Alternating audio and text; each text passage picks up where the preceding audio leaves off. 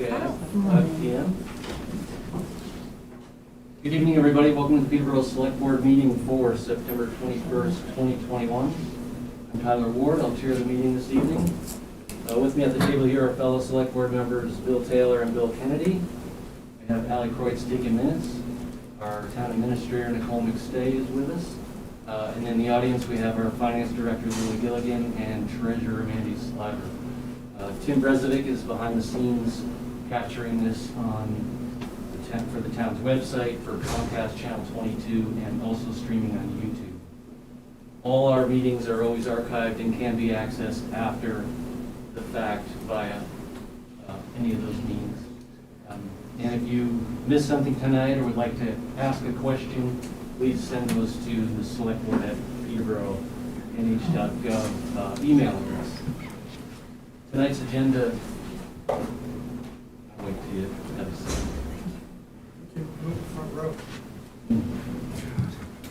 Tonight's agenda will start off with our emergency expenditures and overexpenditures public hearing pursuant to RSA 32:11, posted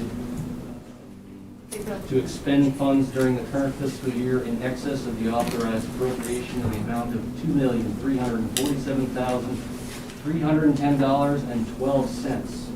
That will be amended, I believe, shortly due to the recovery of some of the funds. After that public hearing closes, we'll hear proposed lease of space at the community center to Southern New Hampshire Services and proposed signage for the food pantry. Now with tonight's public hearing, before I open up, we're all angry taxpayers. We're all just beside ourselves that this happened to our town. We've heard some anger. We've been the brunt of some anger. I wanted to remind everybody what we've committed to as a town of Peterborough. The Walter Peterson rule, Select Board Civility Protocol. The Select Board will follow the lead of the town moderator, Governor Peterson, by requiring all those attending to act civilly during all duly noticed meetings. Those failing to express themselves in a civil and respectful manner will be ruled out of order. This will be referred to as the Peterson rule. And examples of uncivil behavior include rude and or insulting remarks or other disrespectful behavior, shouting or raising a voice, false or factually unsupported accusations, and generally accusatory behavior. We've seen people out demanding people be fired. I will not entertain any of those comments like that this evening. No one is getting fired over this. Nicole has done a fantastic job of compiling what has happened so far, what we can and cannot say due to stipulations set forth by the Secret Service. And being that there are employees involved, we cannot speak about employees because it's just against the law for us to do that. So with that, I will open this public hearing and hand it over to Nicole to start the process. All right, so there are a number of people at home that are watching this, and I know that some of those people are visually impaired, so I'll also be reading the content of these slides as I go through them. Okay. So what happened? On July 26th, the staff of Conval School District contacted the Town of Peterborough finance staff regarding a missing ACH transaction. And just so that everyone's clear, ACH is short for Automated Clearinghouse Network. The ACH network is a batch processing system that banks and other financial institutions use to aggregate transactions for processing. You may use ACH transfers yourself if you receive direct deposits, or if you pay your bill online through your bank, or if you make regular deposits into a retirement account. Town of Peterborough staff investigated and discovered that they had received a falsified ACH transaction form from a bad actor posing as a known Conval School District staff person. Following reporting procedure, Town of Peterborough finance staff alerted the Town of Peterborough IT staff. Town of Peterborough IT staff then alerted cybersecurity team at Adam Group and the New Hampshire Primex Risk Exchange, who alerted the U.S. Secret Service. New Hampshire Primex Risk Exchange, just for explanation, is a pooled risk, they're essentially the town's liability insurance company. They're a pooled risk management company. so not exactly traditional insurance. Town of Peterborough finance staff contacted People's United Bank to place a stop payment order on the transaction. At this point, the investigation was launched. Initially, it was unclear who the bad actor was, where they were operating from, or what organization, if any, was breached. On August 18th, Town of Peterborough finance staff received an inquiry from Beck and Bellucci staff. These are the general contractors who are running the Main Street Bridge and US Route 202 project, asking when they would receive their two most recent payments. Town of Peterborough finance staff investigated and discovered that they had received a falsified ACH transaction form from a bad actor posing as a known Beck and Bellucci staff person. Town of Peterborough finance staff notified the investigating team and put a stop payment order on both misdirected ACH transactions. Town of Peterborough IT staff, working with Adam Group, were able to use the new information to narrow down the scope of search and discovered that the email account assigned to a Town of Peterborough finance staff person was compromised in April of 2021. September 3rd, the U.S. Secret Service, working with People's United Bank and HSBC Bank, were able to recover $594,331.53 of the stolen funds. So how did this happen? In April, the email account belonging to a Town of Peterborough finance staff person was compromised by a bad actor, utilizing IP addresses from outside the United States. The Town of Peterborough staff person was likely targeted by either a phishing email or what's known as a zero-day exploit of the Microsoft 365 platform, which occurred at some point last winter. The bad actor was then able to monitor email exchanges between the Town of Peterborough finance staff person and other Town of Peterborough employees and members of other organizations. The bad actor was able to identify the two largest vendors, Conval School District and Beck and Bellucci, through regular email exchanges. In May, actual Beck and Bellucci staff persons requested changing from paper checks to ACH transactions. In June, the bad actor posing as Beck and Bellucci staff persons submitted falsified ACH forms. Also in June, actual Conval School District staff initiated a legitimate change to their regular ACH transaction. And in July, the bad actor posing as a known Conval School District staff person submitted a falsified ACH form. The bank account information provided by the bad actor redirected the payments to bank accounts in the Northeast that did not belong to either Beck and Bellucci or Conval School District. The money was then transferred out of those accounts into accounts held at other institutions or converted into cyber currency. Some of the accounts used were opened fraudulently under falsified identification. The Town of Peterborough's internal investigation found that though protocols were in place that would have prevented the fraud from occurring, the procedures for establishing or changing ACH transactions were not followed. This failure prevents the discovery of the fraud until it was too late. The U.S. Secret Service investigation is still ongoing, but there is no evidence that Town of Peterborough staff, Conval School District staff, or Beck and Bellucci staff were criminally involved in the fraud. So just to summarize, these are the losses. A ACH transaction on July 9th, 2021, intended for Beck and Bellucci in the amount of $528,513.91. A July 23rd, 2021 ACH transaction intended for Conval School District in the amount of $1,233,558.59. On August 13th, 2021, ACH transaction intended for Beck and Bellucci in the amount of $585,237.62.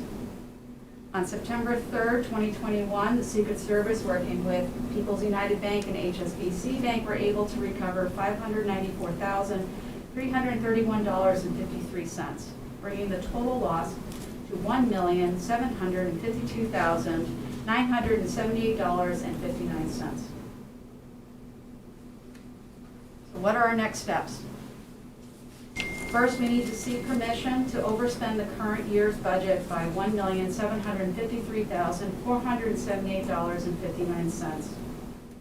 This permission is granted by the Commissioner of the Department of Revenue Administration. Getting this permission will allow the town to spend some of its unrestricted fund balance. The money that is considered part of the unrestricted fund balance is in excess of funds designated through the budget or special warrant articles. These funds accumulate for over time when the budget is either underspent or when the town receives more revenues than it has anticipated. The unrestricted fund balance is used throughout the year to meet our cash flow needs. The select board can also use the unrestricted fund balance to offset taxes so long as a minimum balance is met first. That minimum balance varies from year to year. The requested amount to overspend includes $500 to cover interest on a tax anticipation note. The Main Street Bridge project is nearing a critical phase. We anticipate that we will need a TAN to cover tax anticipation note, to cover expenses in December until proceeds from property taxes, rooms and meal revenue sharing, and the highway block grant are received. Because of the timing of receipts of these proceeds versus the timing of the expenses going out is not yet fixed, we do not know exactly what our needs will be or when exactly they'll be needed, and cannot provide an estimate to how much of a TAN will be required, if any. We have also begun working with the Hampshire Municipal Bond Bank to refinance our outstanding debt to a significantly lower rate. Completion of the refinancing will shift our scheduled bond payments from January 2022 to August 2022, saving money in the FY22 budget. We are continuing to work with Primex on loss coverage. And because there's been a lot of questions about how this may impact the tax rate, I'm briefly going to address that. The town tax rate is based on a complicated formula that has 4 parts. The town's portion, which makes up about 34%, the school's portion, which makes up about 55%, the state education portion, which makes up 7%, and the county portion, which makes up 4%. These are averages over the past 5 years. Each part relies on different variables, including the Conval School District, town, and county budgets, the proportion of county population, the average student population as a proportion of the entire school district population, the proportion of the town's equalized valuation of all the towns in the school district from the prior year, the town's current total valuation, as well as the amount of unrestricted fund balance of the town or the Conval School District used to offset their portions of the tax rate. At this stage, there are too many of these variables are unknown. We cannot predict what the tax rate will be. The most significant piece of the tax rate setting process is the town's overall valuation, which is the sum of all property values. The town is undertaking a revaluation of all property assessments. The total valuation is expected to increase significantly. And the tax rate is set as a formula of net budget divided by total valuation gets you your tax rate. Generally speaking, when valuation goes up, the tax rate goes down even before the unrestricted fund balance is considered. And didn't indicate this in the PowerPoint presentation, but this is a process that was started about 18 months ago. This is not in reaction to this loss. Other steps. All non-essential ACH transactions have been canceled. All staff is being required to attend mandatory cybersecurity retraining. A review of all finance department policies and procedures are underway, and an audit of FY21 already began in August. Very good. So that's where we stand. We're not ready to just vote on changing the amount or appropriating that amount. Yeah, right. We have to, do you guys have any questions? No. We rarely discuss this in our public meetings. Okay, did I open it up to the public for questions? Yep. Okay, so we did receive several questions, and town administration has worked to try and answer as many of those questions as possible, but some things may not have been answered. So I will entertain questions or concerns, or if anybody has a brilliant idea on how to come up with some extra money here, that would be great. But I would like to remind everybody about the Peterson rule here of civility, and that Chief Gennard is on premises.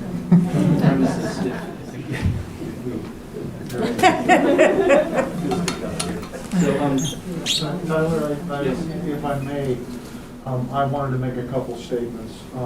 Sure, let me just finish. So if you do have a question or a comment, other than firing somebody or being angry, we're all, upset about this. Please do raise your hand, and I will direct all the questions through me as chair, and I will ask Nicole, or Nicole will answer, or one of us will. And if you, please no cross-talking, and when you are called on, just please state your name for the record so Ally can get it in the minutes, and if there's any follow-up needed with you after the case. And what else was I going to say? Oh, yeah, did I say no cross-talking? Right. Okay. Yes, Bill, go ahead. I just want to make a public statement. I'm sorry. I am really sorry that we're in this situation. It is a horrible situation to be in. Thank you. Thank you. And frankly, I'm angry as well. I'm angry at the perpetrators of this scam. They're pretty sophisticated when you think about it. On the one hand, it seems pretty simple. On the other hand, to monitor emails, and I'm sure we're not the only community that have been monitoring emails from. So this is a pretty sophisticated group. We had some failures in procedures, but the reality of it is that they're the perpetrators. They're the guys who did this to us. That's who I'm most angry at. And I share your anger. And I promise you that as we go through this budgeting process, that I'm going to do everything I possibly can to keep our tax rates down, to keep our taxes, property taxes down. We shouldn't have to suffer horribly because of this situation. Thank you. Well said, thanks, Bill. Okay. Does anybody have a question? Loretta? I was wondering whether any money from the COVID and from the federal government, the funds that are available or that you've all discussed in a prior meeting, could be put towards this? I don't think They cannot. We discussed that and we asked about, because there aren't cyber type reimbursement Yeah. possibilities yet. So, well, there are very limited applications for cybersecurity that the funds can be put to. The funds cannot be used to make up the losses. They're very restricted in their use. Most of it is public health related. Yes? Question about the payments that are owed for the State your bridge. name, please, for the Gloria Anderson. Yes. Thanks. So payments to the bridge? Yeah, what was the amount of the town's total obligation for the bridge and how much has been dispersed so far? It was a 20-80 split and On the write bridge. down the number. Yes, there's a 20/80 split on the bridge. I don't have the number for the total amount that's been spent already. That is a number that of course we do have, I just don't have it at my fingertips. We have, currently, we're looking at about $4 million or so in the next couple of months that is going to be getting spent. 80% of that will get reimbursed by the state. One of the issues that we have with cash flow is that when we pay Beck and Belushi, we're paying them on 100% of what's owed to them in that payment, and then we're waiting for 80% to come back from the state of New Hampshire. When it comes to the Route 202 side of the project, we're paying out 100%, and then we're waiting for 100% of that to come back from the state of New Hampshire. Since what we're doing there is managing the project, but it's actually their project. So that's really where the complication is with regards to cash flows. We have a lot of money that's going to be going out in the next few months, but it takes time for that money to come back in. Sandy? Yep. So given that, have there been any discussions with the state about somehow being able to accelerate those reimbursements? Yes, we have been all along discussing that with the state. They're actually very quick. We've been getting the reimbursements back in less than 2 weeks, which is for the Department of Transportation lightning speed. It's really, they've been doing everything they can to work with us, but of course they have their own steps that they have to meet. There is a complicated process because this is a federal project. There's a very complicated process that has to be followed on our end, on Beck and Belucci's end. Hoyle Tanner, our engineering firm, has a piece of it. There's a lot of moving parts and a lot of people who need to put eyes on a reimbursement request or a payment request before it's been made. I'll Yes, sure, if you have a follow-up. Sorry, just a follow-up question, and my name is Sandy Vivas, for the record. And I forgot my question. Oh, yeah. Might this impact the bridge project? Might it delay the bridge project? No, no. We've already made Becca Bellucci whole, so they have been paid. We had to in order to receive reimbursement. Again, it's a federal project, so that's already happened. The only thing that's holding up the bridge project is been the flooding, honestly. There's been so much water this year, especially rain during July and August when it was supposed to be, that was supposed to be the period that it was dry and they were able to get a lot of the work done. So really, it's the river level that's been slowing down the bridge itself. My name is David Irwin. Will the contingency fund have to be replenished, and if so, how long will that take? That's the unreserved fund balance? Yes. Yes. Well, so the way it's worked in the past is we've, as I think it was stated in there, when the budget is not fully spent or we get excess revenues from whatever different means, you know, like a lot of times Chief Walker will work out grants where Fire Chief Walker will, where we appropriated funds for equipment and then he'll get grants and we'll get that revenue so that the full amount won't be spent. So it builds up over time, and as stated, we do tend to use that to offset some of the tax rate if we can. But it's also great to have a fair amount in there in order for an emergency just like this and unexpected.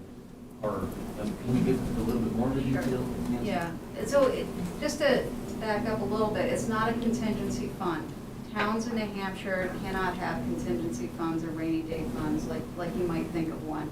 It's not just a, emergency savings account. What it is as Tyler was saying, it's the excess that's left over. Again, think of your household budget. It's the easiest way really to understand it. You have a budget that you set every month. You have an amount that you set aside for your electric bill, you set aside for your car payment, and so on. If your electric bill is less than what you have budgeted, a little bit of money can stay in your checking account. And if you, for whatever reason, need to spend a little bit more, you have that money available to you if your electric bill the following month is a bit more than you expected. That's what the unrestricted fund balance is. It's money that's not restricted to a specific purpose, like your electric bill. It's money that is generated from underspending those budgets or from receiving additional income. For instance, if you get a bonus at work, then it's that additional money that you don't necessarily have budgeted to go towards an expense. How long did it take us to accumulate the $3 million? So it happens almost every year. We're returning hundreds of thousands of dollars to the unrestricted fund balance. I'm not sure what the average has been over the last number of years, but we've been carrying in excess of $2 million for at least the last 5 years. And we've been using unrestricted fund balance to offset the taxes also for the last number of years. So, Sorry, excuse me. I'll wait till you're called on, please, and I think, Jim, is this related to that question? It is, yeah. Okay. How is the minimum set and why does it vary from year to year? The minimum is set based on what you raised, or what was passed at town meeting the prior year. There's a portion, I believe, in Lily, please correct me if I'm wrong, a portion of the school district, what we need to raise and appropriate for the school district is also included in that. Standardly, the fund balance that is recommended to be maintained by a community is the full amount to be raised and appropriated for all taxes, school, county, and town, to somewhere between 5% and 15% of that prior year amount to collect.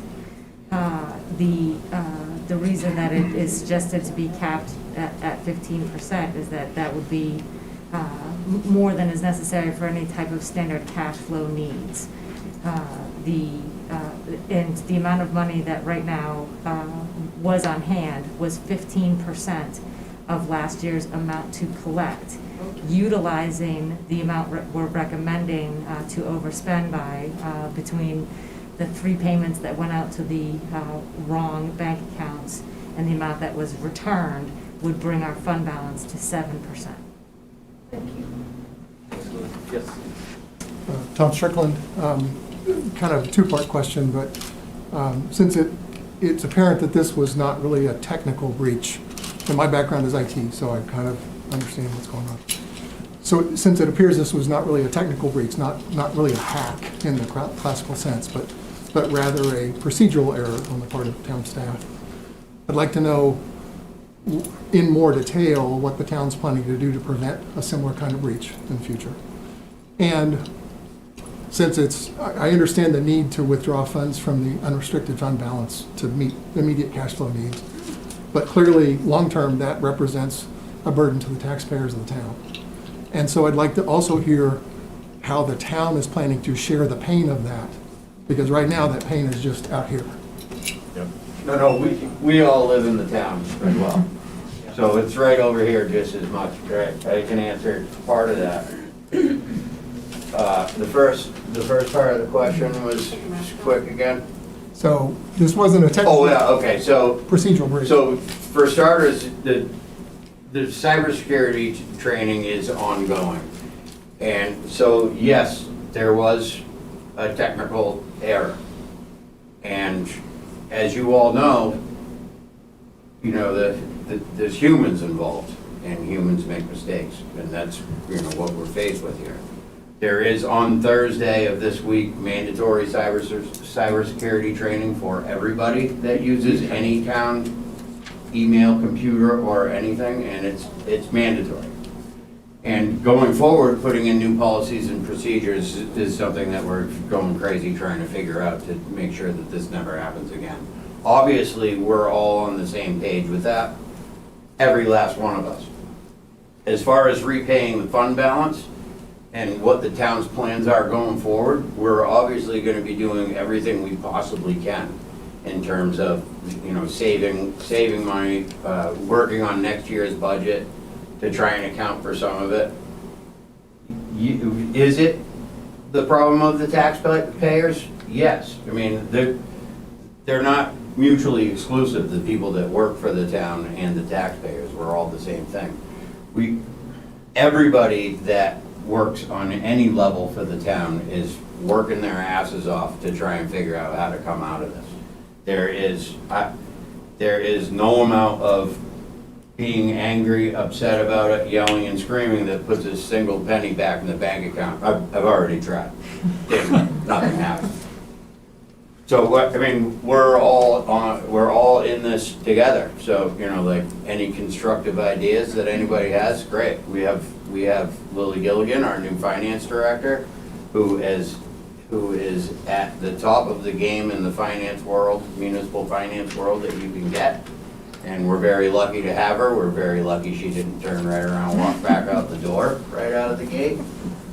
And so, every single department head and every one of us sitting here at this side of the table is gonna do everything we possibly can to make sure that nobody's gonna get hurt, because if anybody gets hurt, we're involved with it too. Does that answer your question? Yeah, I should also mention that we've pretty much eliminated the ACH process for most accounts. And those few remaining ones, some of them are by law, I think, isn't it, or by contract. Those have been scrutinized to death. So, in that first step is to eliminate that weak step. Now, I realize that, yes, there are human beings involved, and that will always be in the equation until all of us get replaced by robots. I work towards that. But in any case, that's the first step. And there are a number of other steps that Lily is taking to make sure that we tighten up our transactions, that we tighten up our relationships, and most importantly, that we communicate with our vendors to make sure, particularly when we're doing any kind of large transaction, that we have that. And that was the crux of the problem, I think. It's frankly hard to understand that somebody wouldn't verify that kind of a change before executing $1 million transaction. I think that hasn't been adequately explained. Yeah. I don't think any of us would do that. I know in my own business I would be very careful. And to kind of address my point of what's the town doing here, if I took this kind of a hit from my own business budget, it would be extremely painful, and that pain would have to be shared by everyone that works for me. there wouldn't be a choice. You know, I understand that most of you live in the town, and so, yes, your taxes are gonna go up, and you wanna solve this, and you're gonna work as hard as you can. I think I'm looking for more than that, than, like, you know, are there serious discussions of cutting the budget in order to fill this hole? Are there, you know, where is that money gonna come from? It can't all come from you, obviously. We're gonna have to pay most of it, but I think some shared sacrifice here would go a long way to helping the taxpayers feel like we are all in this together. I'm not sure I understand when you say you. What exactly, where, give me an example, could you give me an example of where you would cut immediately? What would go first? So I run a small business, Yes. and I've kind of done the math on what kind of percentage of my revenue this would equate to. And I would have to cut salaries. I wouldn't have a choice in order to stay in business. Now, I'm not suggesting that's the solution here, but I am suggesting that we need more than, oh, we're gonna try harder. I think we need some really shared sacrifice here that demonstrates that the town really takes this seriously and is feeling the same pain that we are out here, because my taxes are gonna go up. I don't think there's any question about that. Thank you. Yes. Duly noted. Lily, did you have something to add when Bill was speaking, or did he? I was going to mention, the only two ACH transactions that we have maintained are the required Department of Safety daily transactions from the money that Linda and Sandy collect on behalf of the state and are required by law to be transferred every day back to the state for what's collected in motor vehicles. That is the state portion. And the New Hampshire retirement transactions for what is owed to the New Hampshire retirement system for employee and employer contributions. That's a once-a-month ACH transfer, and that was also mandated by the New Hampshire retirement system. Those are the only ACHs that we are maintaining on the books. Everything else has been canceled. So, one of the things is, the budget season is coming up. And everybody on the budget committee, I'm sure, and like I've already discussed, everybody in every department is already going through everything with a fine tooth comb. And that's not to say that they don't do that every year. Everybody is crazy dedicated to their jobs in this town. And I've worked a lot of places, and I've never, ever worked on any kind of level where this many people are solely dedicated to what they do. It's really incredible.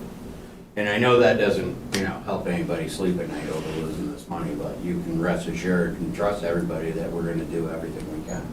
There are some things that will give us some money back immediately, and in terms of money that's not going up. Consolidated Communications has agreed to basically cover the town's end of the internet build-out. So there's, almost $300,000 right there. That's one thing. There's the refinancing of the bond. Yeah, That's over $400,000 that we'll be saving this year. One of the challenges that we have is that, one of the good things that there is about this, if nothing else, at least it happened at the beginning of our fiscal year. So it gives us a lot of opportunity to look for ways that we can, not spend money that we don't need to. It was brought up earlier that Chief Walker was able to get work with the town of Antrim and other communities in our fire district to get a grant that will save us some money on a capital reserve fund that was set aside for the radios. That capital reserve fund has $140,000 or so in it. That capital reserve fund could, if the voters wanted to, be eliminated. That money would be returned to the general fund because it's not needed right now. That's something the select board and the budget committee could consider putting on the warrant in the upcoming year. Another thing is, of course, winter operations. Winter operations is a huge amount of money every year. Depending on the kind of winter we have, we may or may not have a lot of money left over in the highway budget at the end of the year. One of the things that we typically do in a more difficult year, if we had a more difficult winter, is that we withhold some of the paving budget to make up for, what we may have had to overexpend in the winter operations. if we, if climate change, holds out and we don't have a terrible winter this year, it could well be that additional money, that there may be some money to return there. That's the largest pot of discretionary spending. One thing that you always have to keep in mind, and of course this is really a decision that's up to the select board, is that if you start making reductions in services, that impact is felt by you, the residents. So it's a difficult challenge. I would caution everyone before you look to start making cuts, before you look to, furloughing or laying off staff or, eliminating portions of the town's business. Really make sure first that that it actually would have to happen. I think we're too early in the year to, be jumping to, we need to cut back salaries, we need to cut back services to the community. I think we need to take some time. We need to see what we actually will need by the end of this fiscal year. The fact of the matter is that the unrestricted fund balance could very well be enough to carry us through to the end of the fiscal year without us needing to go out for a TAMP. We really, there's too many variables. There's too many things that we're just not sure of. The timing of when the tax bills will go out and the receipts will start coming in, the timing of when the payments for the Main Street Bridge will need to go out, and when the reimbursements will come in. So there's really a whole lot of pieces here. We could very well, what we could be presenting to you tonight is a worst case scenario. It could be an awful lot better than that. And I certainly am not telling you to, to say, oh, well, everything's going to be fine and we're going to walk out of here, and it's really not that bad. No, it's, it could potentially be a difficult situation that we all need to muddle through. But I also don't want everyone to walk out of here and say, we're going to have to hack and slash too. I think that there's a certain amount of caution, a little bit of patience while we continue to work to unfold this. Again, there's an insurance, portion of the equation that we don't have an answer to yet. We're still working with the insurance company. So a lot of moving parts, a lot of pieces. Just be patient, please. We're going to keep updating everyone as we go. This isn't the last time that we'll be speaking on this, I'm sure, by a long shot. So. Annie had a question in the back. It's not a question, just a statement. I came here to hear updates and get information, and I'm grateful to Mr. Kennedy's apology. I think it's just sad that that's the first we've heard that there's any I'm sorry about it. And I feel very disappointed in the tone of what I'm hearing is that we've got the best workers and we've got everybody who's working really hard, and I just expect people, all of our town officials, everybody that I have a small business that works for me, they work really hard every day, they work long hours, and they work smart, and they're accountable.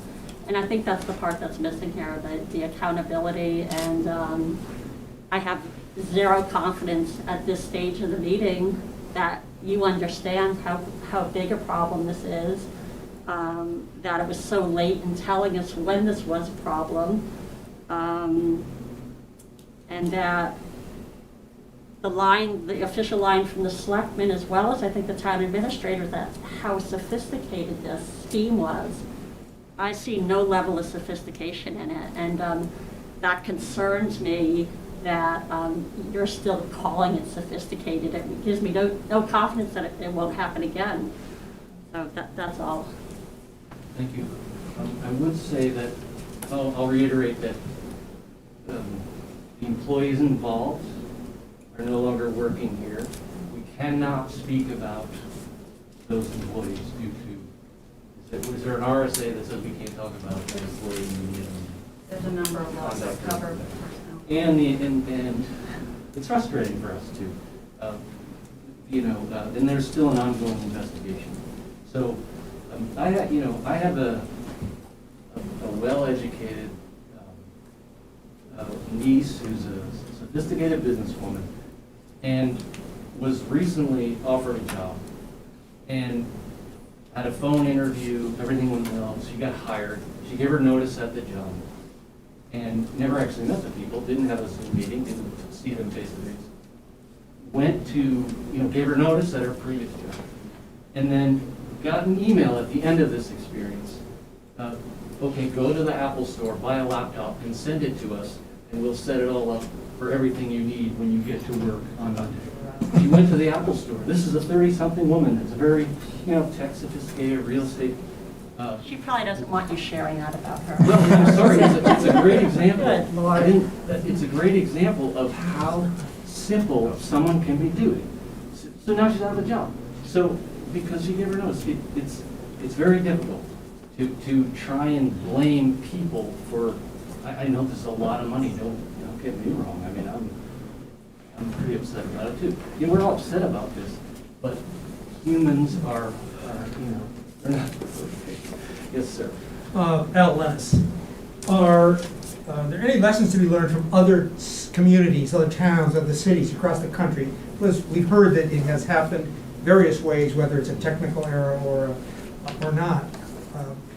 Is there any effort or any capability to learn what they've done to recover from it? I know we know what to do, I think, to prevent it, but what have they done to recover? For example, are there any grants that can recover funds? And I don't know what kind of a grant, to tell you the truth, but are there lessons to be learned from other towns as to how they proceeded after an event like this? And how big have the events been in other towns in general? Again, that doesn't help, but that helps put it in proportion for us, Right. relatively speaking. I'll tackle the second part first. Ours was a very large event. So far as I am aware, at least in the state of New Hampshire, this is the largest municipal loss of this kind. There may be others, but not so far as I'm aware of this size. There have been more, and they've been happening with rapidly increasing frequency. I believe it was in one of the recent articles that was written on this or about this, but about cyber crime in general against municipalities. One of the folks that works at Primex was interviewed, and he stated for the record that they had a couple of years ago in 2019 they had 7 incidences reported to them, and then last year they had about 14. And as of the date of that writing, which was, I believe, the end of August or beginning of September, they had already received 23, including Peterborough. There's a lot. These are happening all over the place. Some of them make the news. Some of them don't. Some of them are entirely covered by insurance. Some of them are not. As far as grants go, I made a lot of phone calls after we learned on August 18th that this, in fact, was our problem that we owned. And amongst those calls were calls to our senators, our Representative Custer's, Dean's office, State Senator, I was in contact with State Senator Shardy. I was also in contact with the governor's office. And unfortunately, there were no grants available. There are no funds available. There's no interest for your low interest loan programs available. There is nothing out there. Representative Custer's office very tired. Representative Custer's office is working. They are currently working on a bill that will include a very small fund available for large communities that are subject to the types of cyber attacks like solar winds, for instance. If you recall, that was a software company whose software is part of the Microsoft Exchange server. And when there was an exploit there that caused the leak of a great deal of information. So the fund that they're setting up is targeted at that kind of widespread fraud or attack, not something like this. So we had some conversations about, what could the federal government do to help us out, and setting up a grant or 0% interest loan fund would be incredibly helpful in a situation like this. But it doesn't exist. No one has really imagined a situation like this, unfortunately. Can I circle back for a second to Andy's comments? I am certainly sorry for what's happened, and ultimately it is the select board that's in charge of the show. And I don't speak for everybody, but I am more than sorry that this has happened. It really only matters how we come out of it at this point. And yeah, probably defensive of town staff to a fault. It's because I know that how hard they work, and having been on your side of the table before and been in the same position, and now being on this side and watching everybody work day to day, yeah, I'm defensive of them. And I apologize for that too. I just am. As far as accountability, the two people that were involved in this fraud and that were, responsible for it, don't work for the town anymore. They have been held accountable. Beyond that, all that matters is how we come out of it at this point.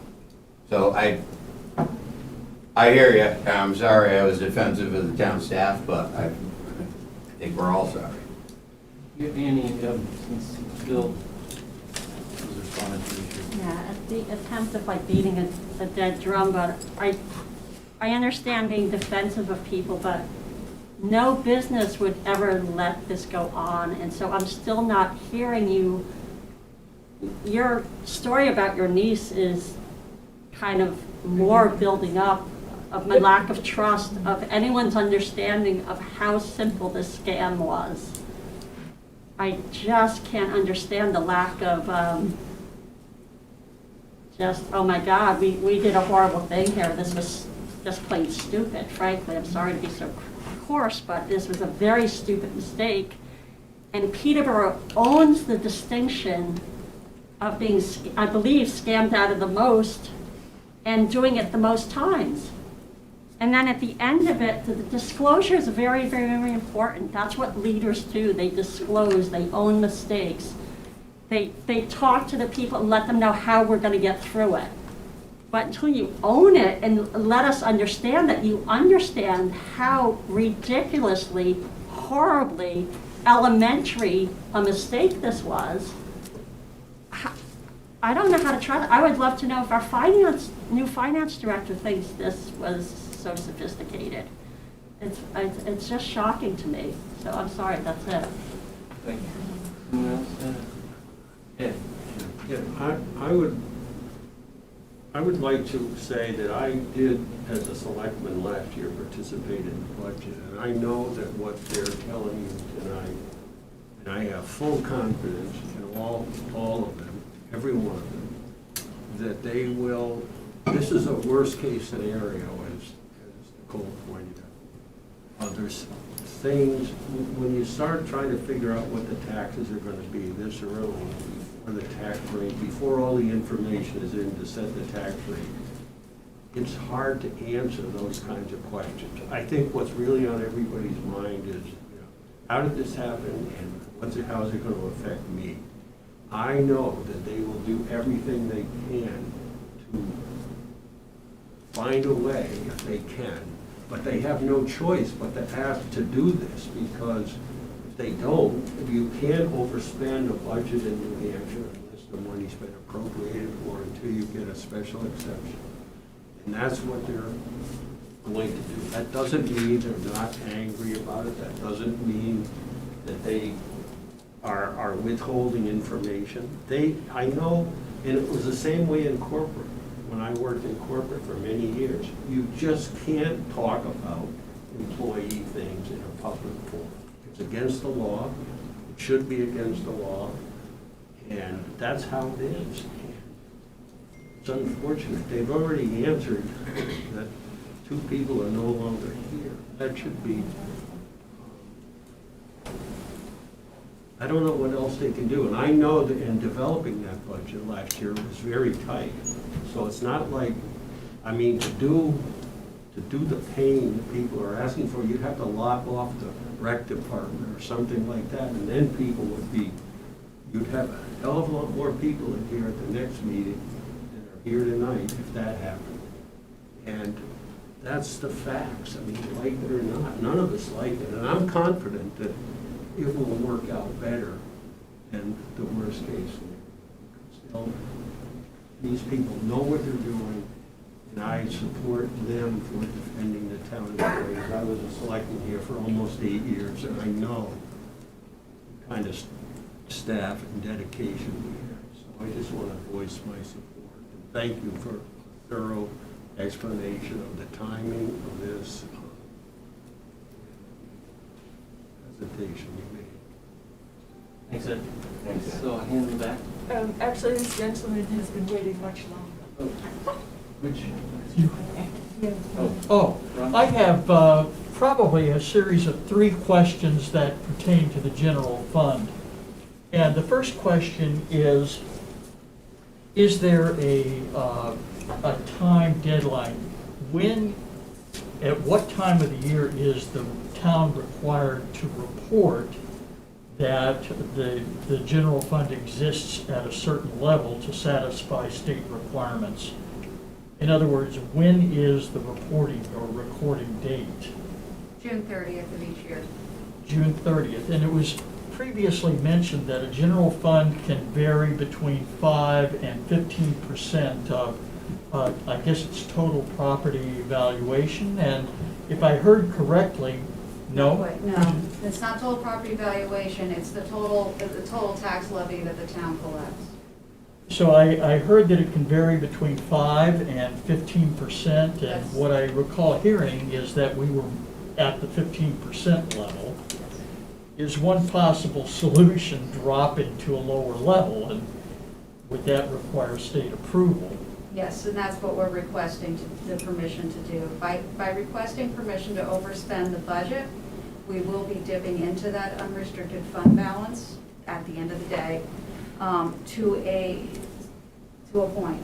And what point that will be, again, a lot of things happen between now and the end of the year when it's recalculated, but based on June 30th of this year's numbers, we're estimating about 7%.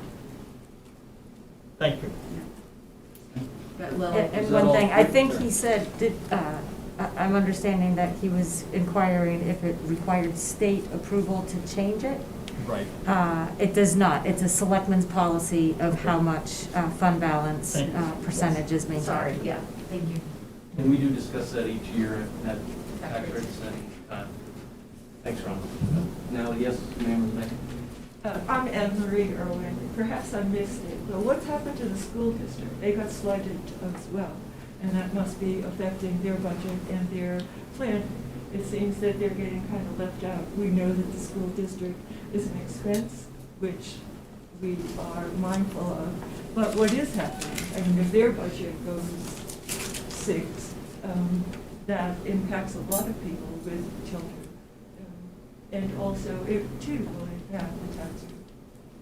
So I have been working with Superintendent Kimberly Saunders all through this. Of course, back when we first learned about this at the beginning or at the end of July, we at that point were uncertain what had happened, whether it was a breach on our side of things, if it was a breach on their side of things, if there was criminal involvement, what amongst someone on our staff. We had really no idea.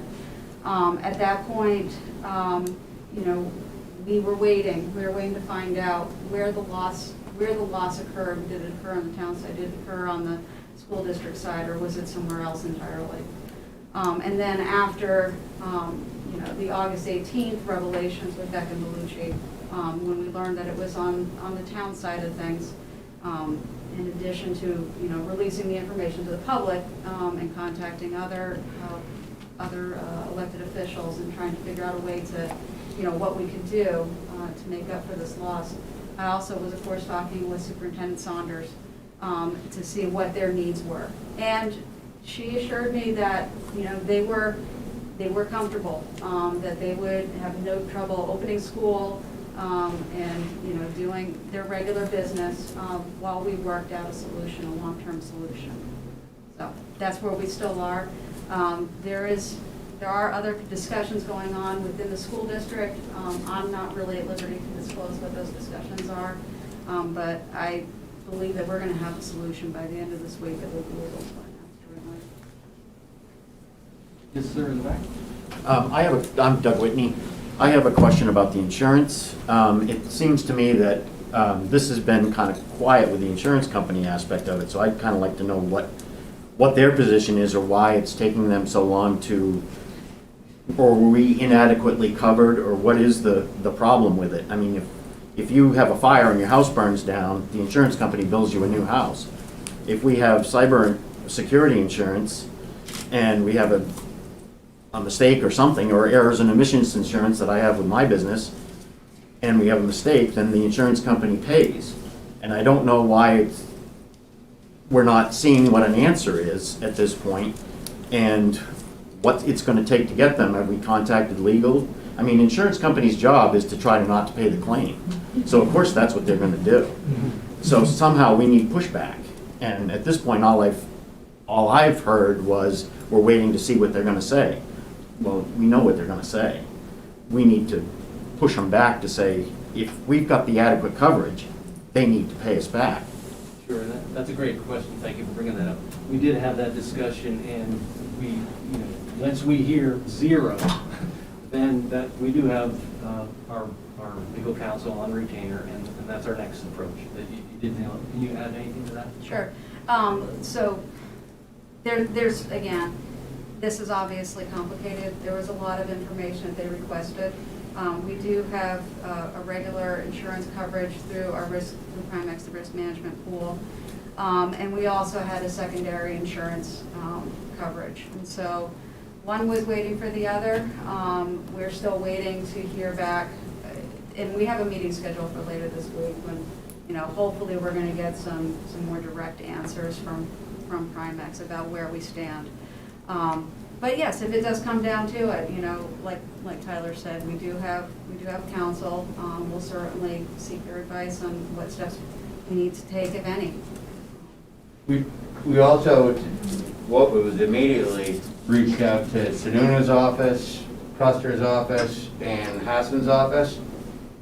And all three of them, that's everybody beyond the three people sitting here. And they've all said, whatever it comes down to it, we'll do everything we possibly can to help you out. So if the insurance company denies us, and, they're working on any other level that we might be able to recover some funds or, qualify for anything. And we're working on every angle of it. So they have, all three of those offices have committed to help us in any way they possibly can. Okay, because there's the insurance commission as well. Right. And right. if this company's trying to, I feel like you need to be proactive in going after, letting them know you're not just going to sit back. Yeah, it's definitely is. Okay. I mean, there's also the Secret Service component of it. Yeah. Yes, ma'am, move back. Hi, Sue Forrest. Am I allowed to ask if the town administrator lives in Peterborough? I did. Oh, okay. And the other thing to the select board, it seems to me that the last few years, it's been omitted from the town report. You used to list every employee and their salary. If it's in there, I can't find it. And I think it would be nice to know. It's public information, but I don't want to come in here and, could you manage to get that back in? Posted on our website. It is? Yes. If you go to the annual report section of our website, I think we have the last 5 years worth of annual reports up there. So this goes back to. Why wouldn't it be, why did you stop putting it in the town report?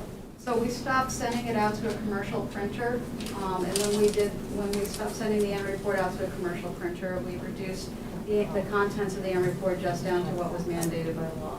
The rest of the items that every other report that ever used to be in the annual report is now posted on the website.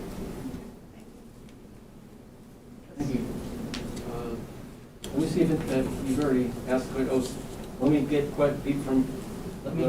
questions from people that haven't asked anything yet, and then I'll get. Go ahead, Stephanie. Sorry, couldn't get that out. Hi, I'm Stephanie Hurley, and I have two questions, and one of them is about the fund balance.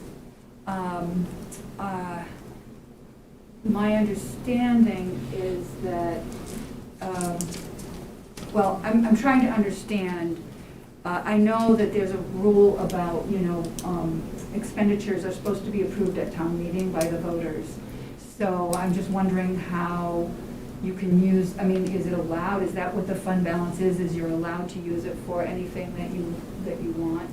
I guess that's my first question. So fund balance, there's essentially 4 ways that you can use fund balance. Fund balance can be used to meet your cash flow on a day-to-day operating basis. Fund balance can be used by the selectmen to offset the tax rate. Fund balance can be used to any purpose that town meeting chooses to raise and appropriate it for, so long as that warrant article is a legal article. And fund balance can be used in an emergency circumstance when you need to go through a public hearing, just process like this, and request permission to overspend the budget. Those are the circumstances under which you can use fund balance. Okay, thank you. Another question is, I kind of am just very curious. We heard a moment ago that the first problem happened in July, and the second problem happened in August, and there is a third problem too. And I just wonder why they were able to do 3 separate of these fraudulent ACH transactions. In my opinion, after the first one, everything should have been shut down, and I don't understand. Maybe you could go over the actual incident. Bring up the timeline again. So the how it happened. In April was when the email account was compromised. So we were unaware. It's important to understand, we didn't find out about any of these things happening until after the fact. We did not, this was the timeline we were able to put together after we discovered the Beck and Bellucci payments had gone awry in mid-August, so on August 18th. This is all what came out after that. We were able to put this timeline together. So in April, the email account was compromised by someone using an IP address from outside the United States. They started watching what we were doing through that email account. They were watching that staff person's emails going in and out. And everyone else who emailed that particular staff person as those emails went in and out.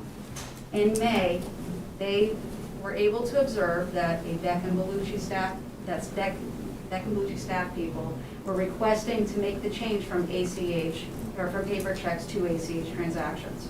Beck and Bellucci had always been paid by paper checks up to that point. But they started asking, essentially they were looking to meet their cash flow needs by shortening up the process of getting paid, and so they wanted to start receiving ACH. And that was actual staff. Beck and Bellucci. So in June, the bad actor, whomever this person is, posing as a Beck and Bellucci staff person, so they recreated a Beck and Bellucci email account, one that looked close enough to one. They recreated an email persona that looked just like as if they were a known person from Beck and Bellucci. So they copied their identity. They emailed Town of Peterborough staff with a fake ACH transaction form. Those were the ones that were put into the system, into our finance system.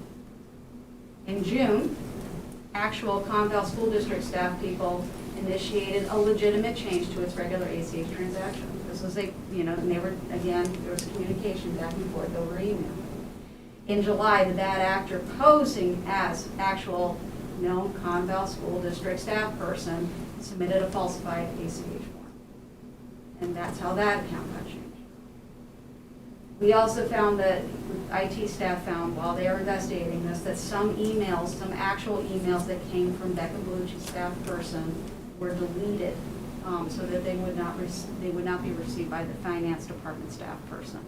So they were very much paying attention and involved in the email exchanges going in and out and inserting themselves or changing the communication as they needed to perpetrate the fraud. So you mean the false person was able to delete the emails that they had sent? Yes, because they had access to the system.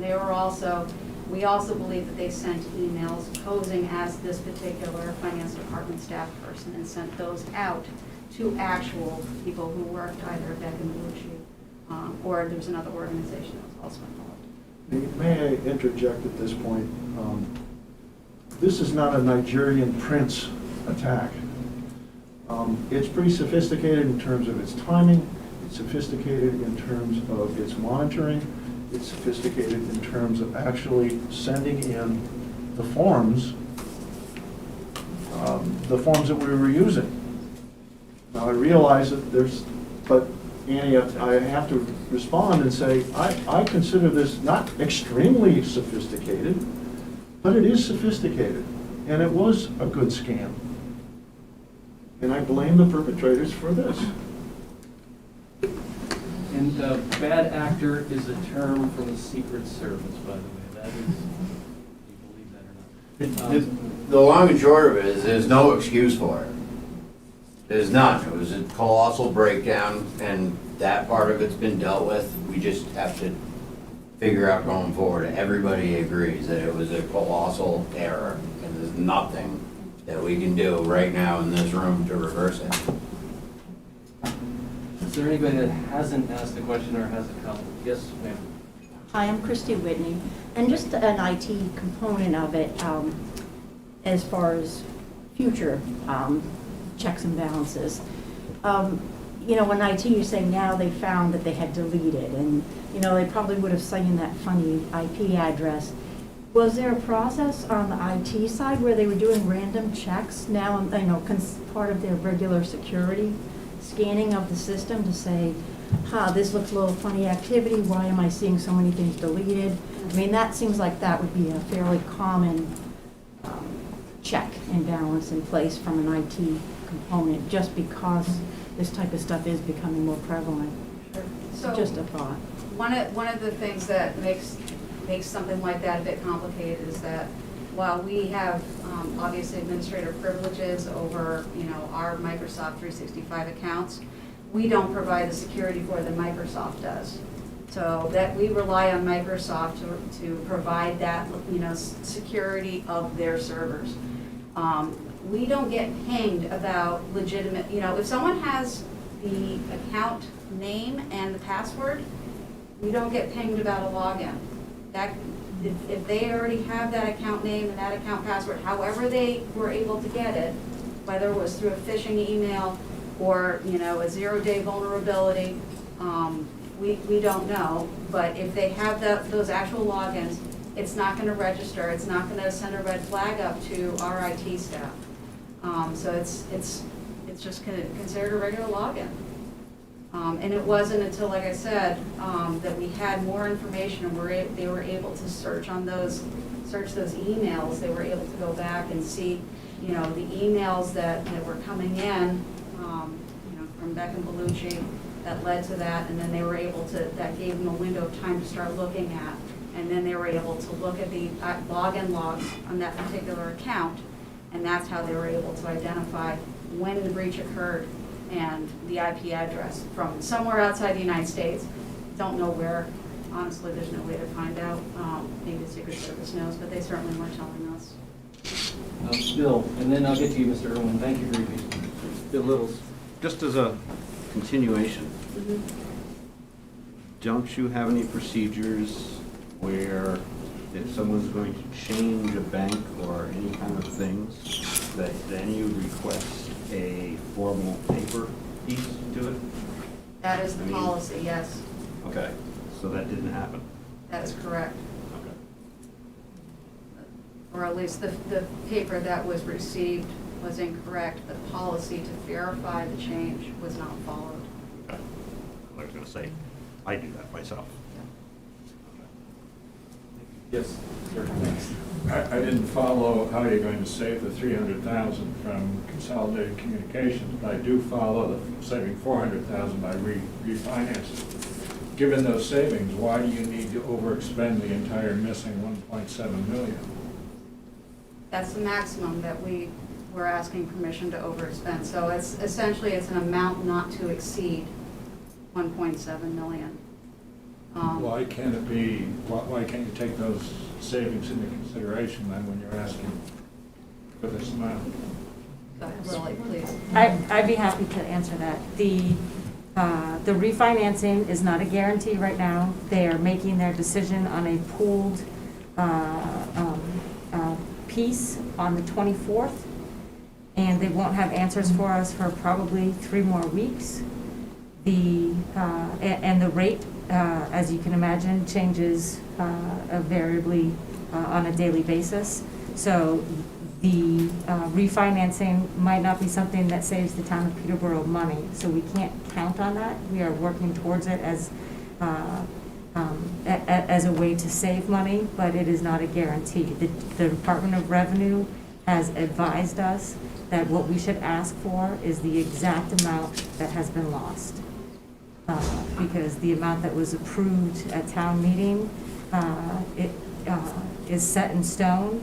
The amount that we have lost is now set in stone. We don't know if we'll get money back from the insurance companies. We don't know if this refinancing will work, and we don't know if Consolidated Communication will follow through on their promise.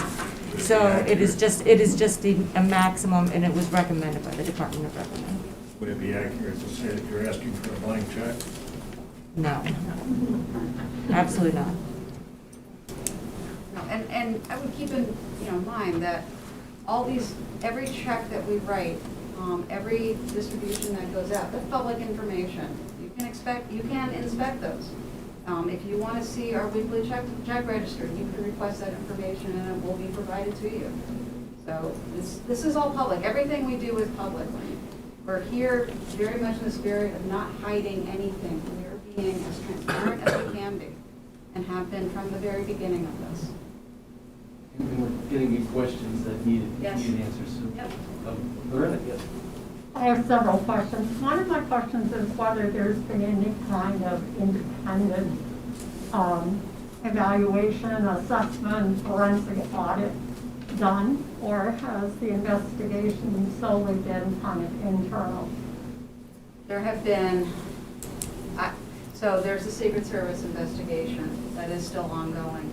As to the specifics of that investigation, I only have the information which I provided to you. I have no more details because they're not giving me any more details. It's their investigation.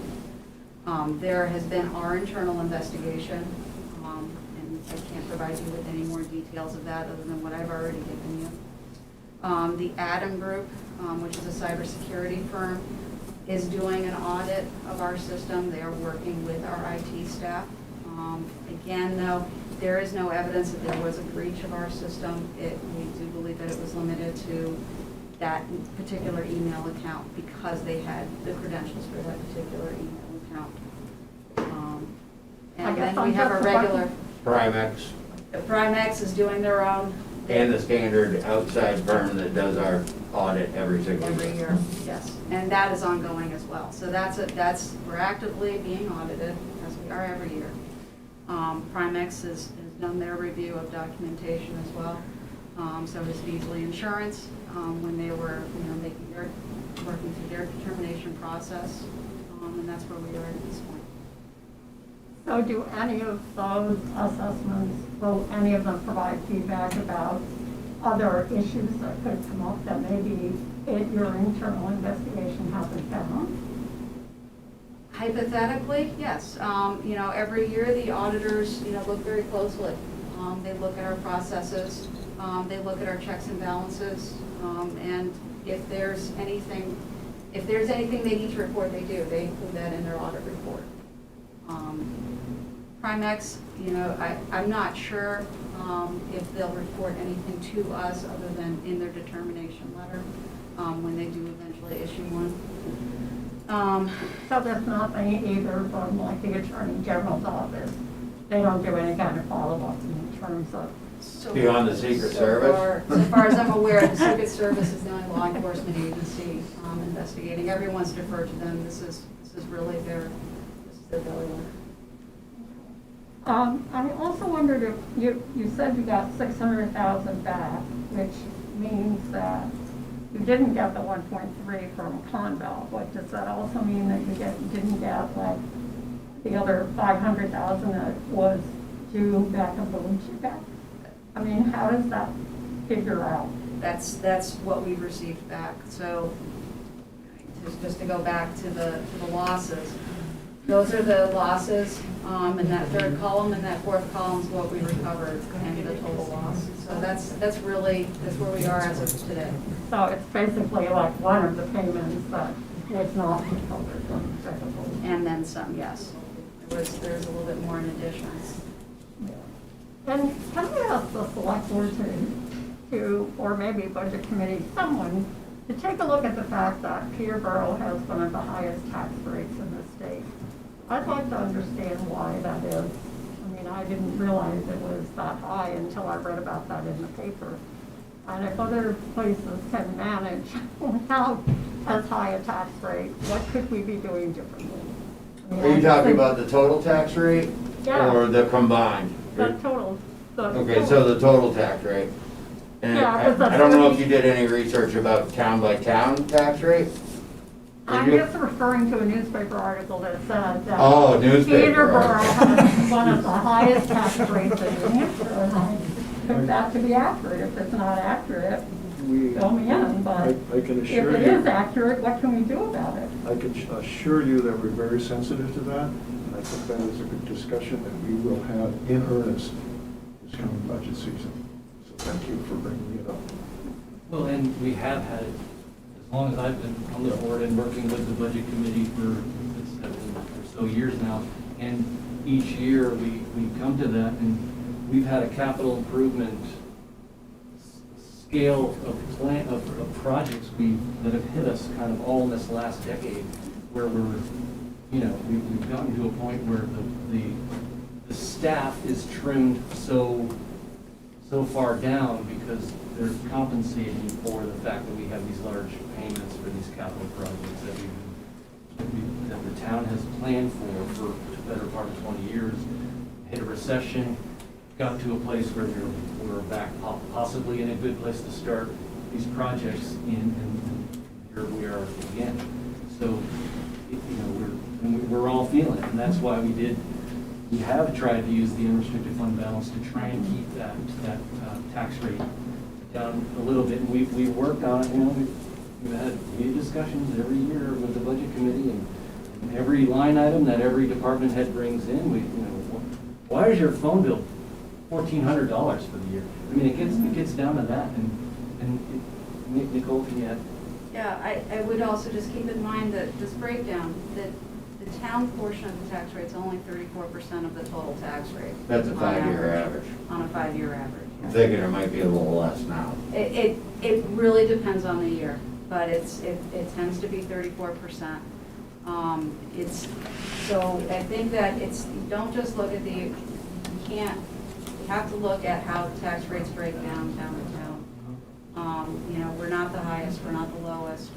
The school costs are expensive in New Hampshire.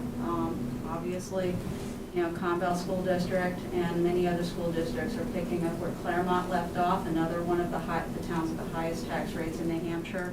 It's the highest tax rate in New Hampshire. Exactly, and attempting to figure out how, we can, there's no quality in that, and how that's done. So not to entirely deflect, but the fact of the matter is that you, the select board, you, the budget committee, us, the staff, we only have control over a portion of the total tax rate that the taxpayers in this town pay on.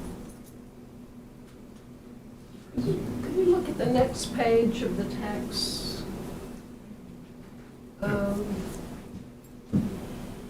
So the town is undertaking a revaluation, and the valuation is expected to increase significantly.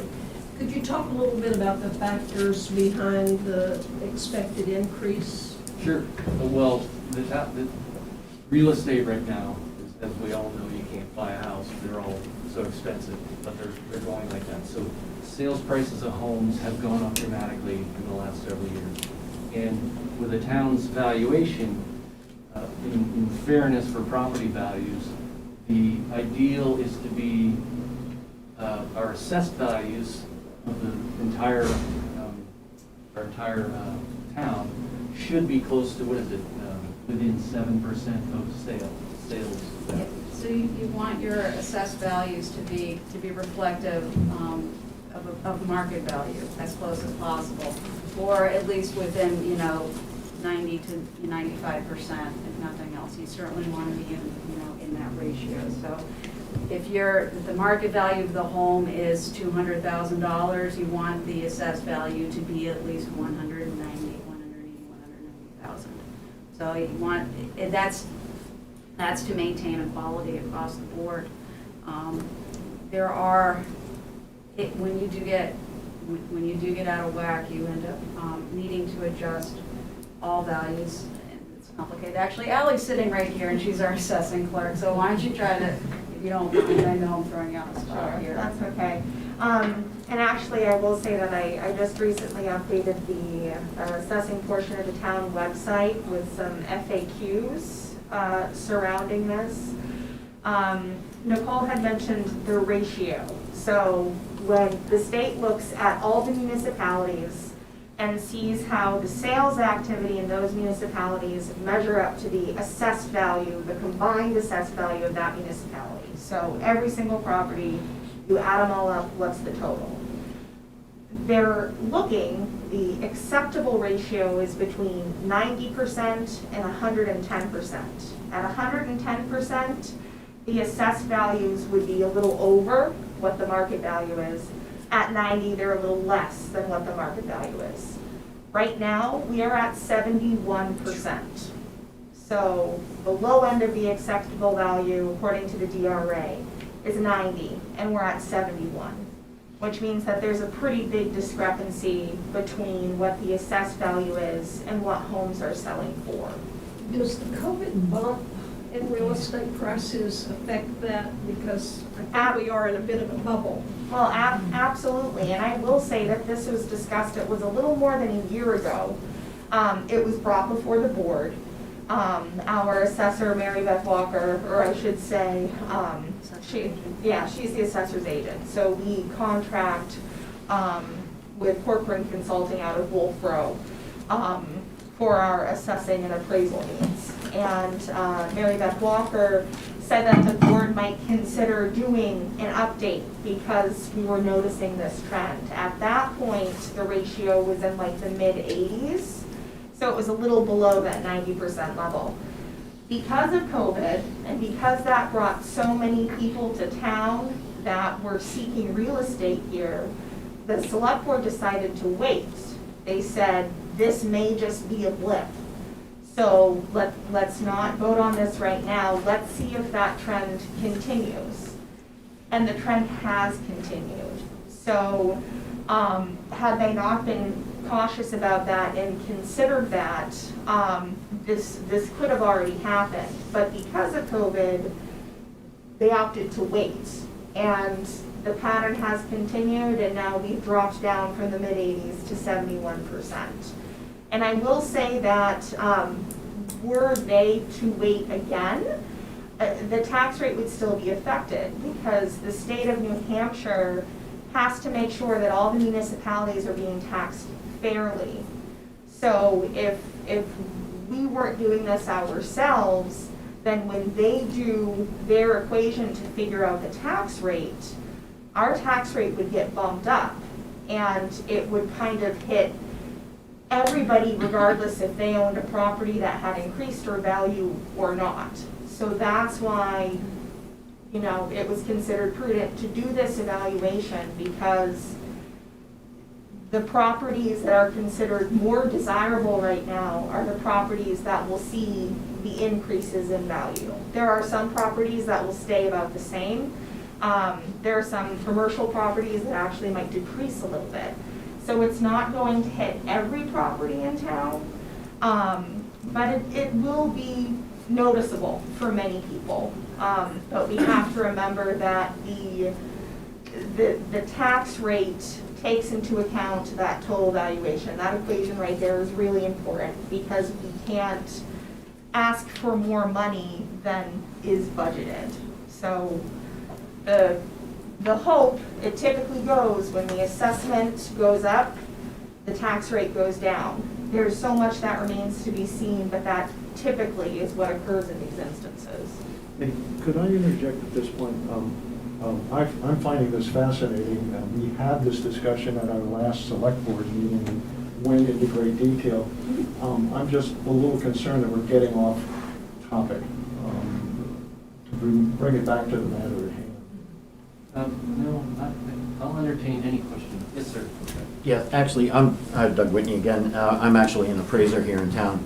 And I actually agree with the selectmen's thing that we're probably in what we call a blip at this point.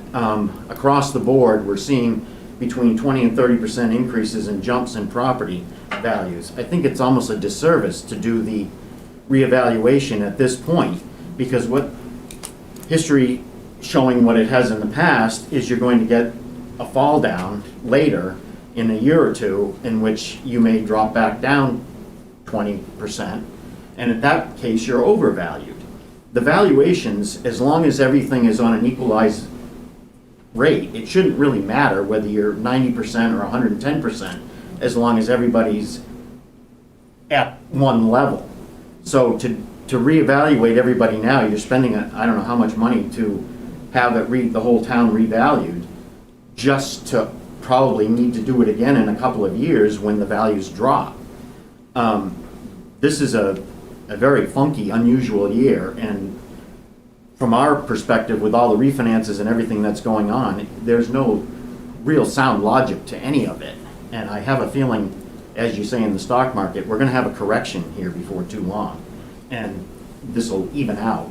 And I just feel it's a bit of an investment we really don't need to make at this point. It may be too late, but.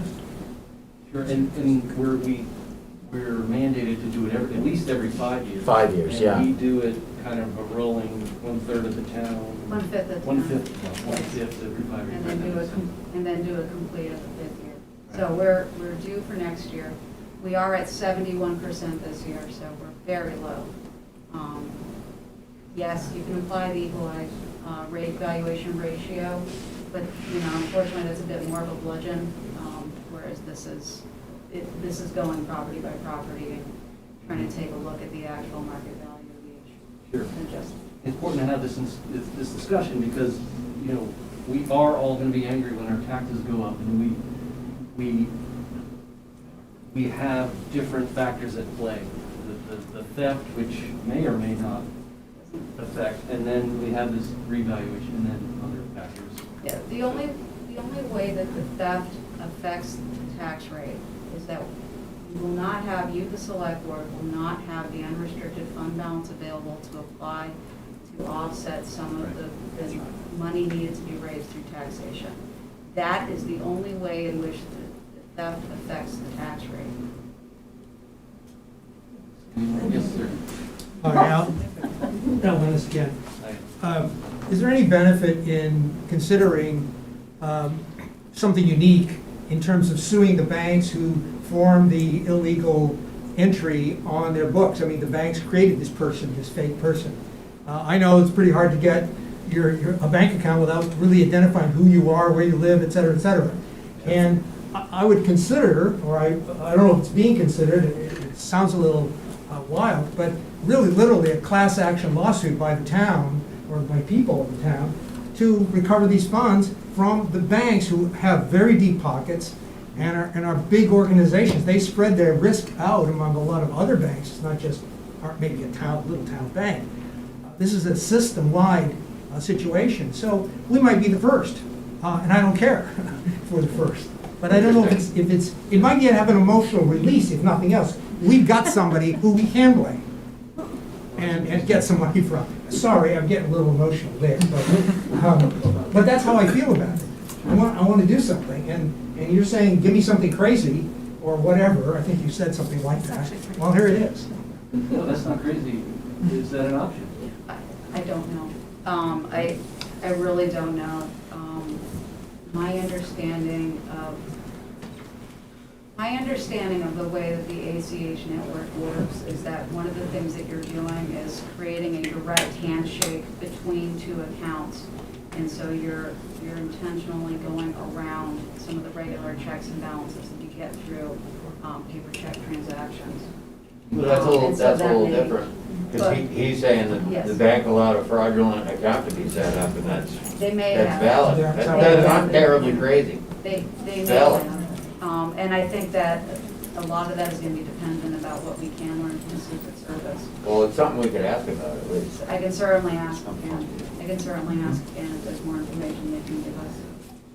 It's possible. Good one. Who's got a better one? Let's hear it. Well, you don't want to hear it. No, thank you. I don't want to be fired. Yes, Sandy. I've got one, probably totally stupid. But I think we could approach the state and ask them to include in the next budget 1.7 million to reimburse us, just as they put in their last budget, I think it was 10 million, to compensate people who lost money on a Ponzi scheme. Nice. There you go. Write that down. Oh, that's brilliant. Yes, does anybody else have any other questions or comments before we decide if we're going to vote in the affirmative to?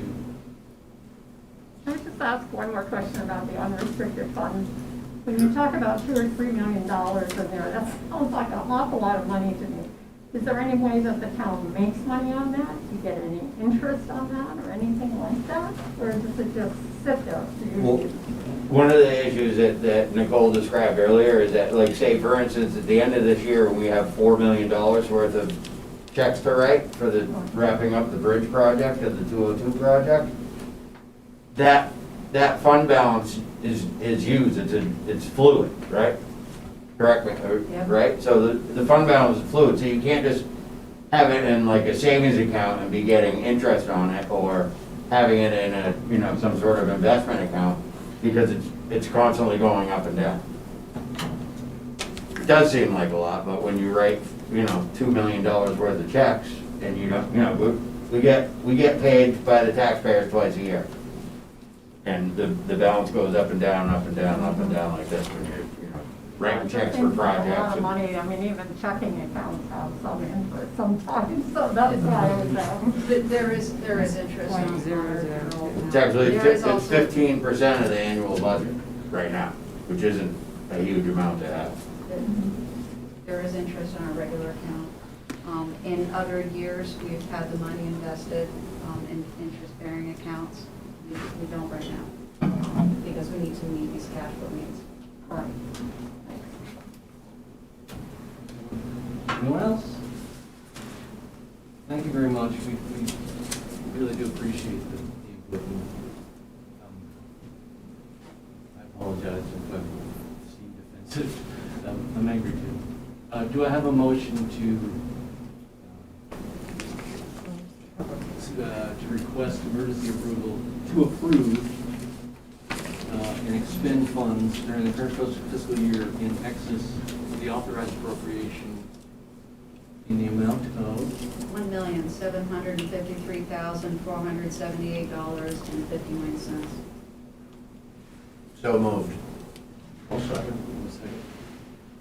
I think we've talked about it. All those in favor? Aye. Aye. And hopefully we won't have to use it. All right, well, thank you so much for, public hearing is now closed regarding that matter. Up next, we're going to discuss proposed lease of space at Community Center, the Southern New Hampshire service. Thank you, everybody. Thanks, everybody, for being respectful and bearing with us. Are you, okay, thank you for coming. No. Okay, I'll see you tomorrow, right? Yes, three, it's okay, I had to check that. Yes, or 8, if that's what you're from. I can't The checks are believe printed. that they're not all gonna wait around until they approve minutes and stuff. Yeah, it's back in the folder. And Yeah, it's all ready for you. Outstanding, thank you. Thanks a lot.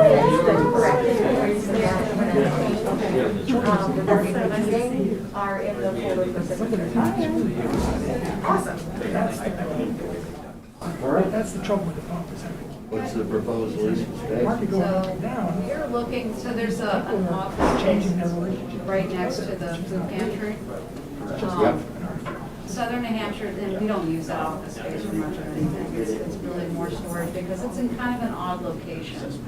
You have to go get to it. We typically use the meeting room space. It's very easy to access right off the gymnasium. Thanks for speaking. So that space has been very underutilized for many years now. So since we've been doing rec operations up there. We learned about probably January or February, that Southern New Hampshire Services, which has space in one of the apartments that's owned by Keystone Property Management. They meet with clients there to seek rental assistance, have other needs. They do family parenting classes out of that space. They've done a lot of work. They have an after-school program they've been running out of there. They're losing that apartment space after decades of being there and being available. And I learned, speaking with Erica Lucy Bingham, who runs that office, about this, and they were considering making a move out of town and trying to, do services out of there in a really small and not great space. And I said, well, would you consider, staying in Peterborough if we could find you a space? And she said, absolutely, this would be ideal, since they're looking to serve, students that go to most of the middle school, some high school students, some elementary school students, but mostly middle school students. So the community center has a space available. She came and took a look at it. She would be operating out of it during the day, just doing office meetings, with parents, with other folk. A lot of her clients overlap with the food pantry's clients. And then in the afternoons, they would have this after-school program there. They could use the gymnasium space. It's after the senior programs have already, finished up in the building, so there's, not a whole lot of overlap there. And it's consistent income for the rec department and community center itself. So really, it's a win-win-win all the way around. We'd be looking to enter into a one-year lease. We get to keep Southern New Hampshire services in town. I think it's a great deal, and we'd love to give it a try. And do we does the town help support Southern New Hampshire services during that from that human services fund? No, we do not. So they receive CAP funding. They're largely federally funded. I think they receive some state funding as well. Yeah. So their funding sources are, they are taxpayer supported, but not Peterborough taxpayer supported. I think it's a great idea. Sure. All right, so I just want to understand, we're going to allow them to use this space at no charge? No, they will be paying us. It'll be $1,000 a month. Wow. Yeah. That's a lot more than we would get for that space anyway, right? Yes, it is. Particularly when nobody uses it. Yeah, exactly. Yeah. It's like I said, it's an awkward spot to get to, and it's perfect for their needs. They'd obviously be required to have liability coverage for anything that goes on for many of their people. Yeah, great. It's a regular lease, just like any other business lease. Cool. Had they had conversations with the River Center? I don't know, Southern New Hampshire Services already has a fuel systems office in the River Center, correct? Yes, yes, they do. I'm on the board of directors for the River Center, so the only reason I can answer, that's why Nicole looked at me. No, I can say that there was in conversation, but the River Center does not have the space that she would even need, so it didn't come up because it wouldn't make sense. The River Center's already taxed for space as is with the existing programs they have, so. The reason I bring it up is that is part of the River Center, is to coalesce these services, but yes. If they don't have the space, they don't have the space. Yeah, but they work closely with Erica, as far as serving the families, and probably will be working on some collaborations to offer, maybe expanded programming and that type of thing to kind of help out. But I just want to applaud Nicole and Ellie for, working and finding a solution, because keeping Southern New Hampshire Services, having an office in Peterborough is huge, and very, very happy that they're going to be able to stay here. So. Absolutely. So what do we need to do? Just make a motion either to enter into the lease agreement or authorize me to enter into the lease agreement with Southern New Hampshire Services. Well, make a motion to authorize Nicole to negotiate a lease. So Nicole, is that okay with the rec department? Second. Yeah, motion and a second, great, yes. Loretta had a question. I just wondered if it's also been discussed with the rec department, which is supposed to be overseeing the community center. Absolutely. Okay. Yeah, we couldn't have done it without working with Lisa. Yeah. Great, thanks. And I can't imagine the rec department wouldn't want, or the rec committee wouldn't want this. They're thrilled. They're just as thrilled as we are. I mean, it meets all of our service goals. To have them there. It's the community center is there to help to assist the community. provide that service. And, you know, this is an organization, I can't begin to imagine how much money they have saved Peterborough taxpayers over the years, providing rental assistance, electrical assistance, fuel assistance to the people who otherwise would be coming to the town looking for that emergency aid. It is, the amount of work that Erica Lusick-Bingham does in just 35 hours a week is astronomical. And to lose that expertise that she brings to the table would be just an absolute tragic loss to the town. So, yeah. We're not gonna. We're not gonna, we will do just about anything that we can to keep them here and keep them doing their job. Got a motion and a second? Yes, so all in favor? Aye. Okay, great work. Good. That was easy. Great move. Yeah. So that help, Thank you. if they left, it would be a big problem for a lot of people in town, so. Absolutely. And Good night. all right, one more item. So the food pantry would like to put up a sign. I hope you saw it in the packet, because I cannot rotate the picture on my iPad. Oh. So it's it'll be If you set. rotate Yeah. your iPad and- Maybe, I don't know, I could try that. So there it is. Let's see what happens when I turn. Oh, nope, it just turns with. Okay, well, it's worth a try. So anyways, there's the sign, sideways. If you all turn your head 90 degrees to the left, you can see what it'll look like hanging over the door there. I certainly have no problem with it. Lisa is fine with it. I think that it's good to have that directional sign there on the front door. And it meets the requirements for signage in town. Yep, Tim had no issues with it. I move that we approve the signage. I'll second that. And all in favor? Aye. Aye. Great. No minutes to approve. There will be some next go round, I promise. Great. Thank you for taking those minutes tonight. Hopefully that was all captured. And just a reminder, if anyone's still watching, if you do have more questions regarding that, please do send them in. selectboard@peterborough.nh.gov. Thanks, everyone. Motion to adjourn? So moved. Second.